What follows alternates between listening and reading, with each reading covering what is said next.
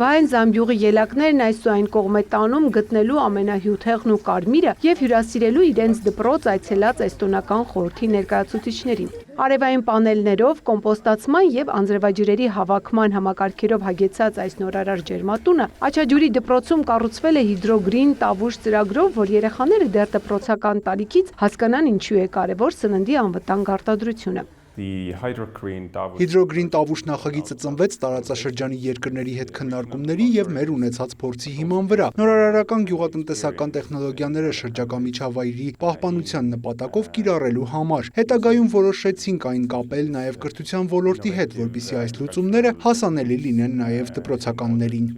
Ծրագրով նման ջերմատներ են կառուցվել նաև Կողբ և Սևքար համայնքների դպրոցներում։ Արդյունքում 6-ից 9-րդ դասարանների ավելի քան 400 աշակերտ ոչ միայն մասնակցել է ջրախնայող տեխնոլոգիաներ և օրգանական թափոնների արդյունավետ կառավարում թեմայով դասընթացին, այլև ներգրավել հենց ջերմատներում բույսերի աճեցմանն ու խնամքի ամբողջ գործընթացին։ Ծրագիրը մի կողմից խրախուսում է նորարարական ջուր խնայող տեխնոլոգիաների կիրառումը, մյուս կողմից տալիս է երեխաներին agrarային կրթություն ստանալու հնարավորություն։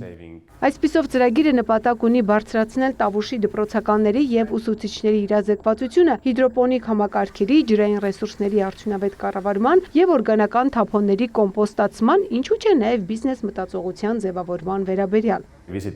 Այցելելով ջերմատուն կարող եմ վստահասել այս փորձը նրանց շատ օգտակար կլինի անկախ մասնագիտությունից։ Օրինակ տեսա, թե ինչպես է մաթեմատիկայի ուսուցիչը հենց ջերմատանը երեխաներին սովորեցնում հաշվել ծախսերն ու եկամուտը։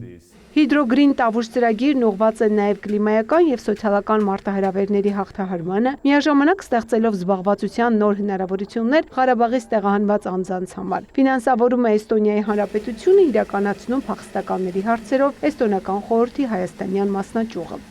Ծաղկանուշ Միրզոյան, Էդգար Դավթյան, լուրեր։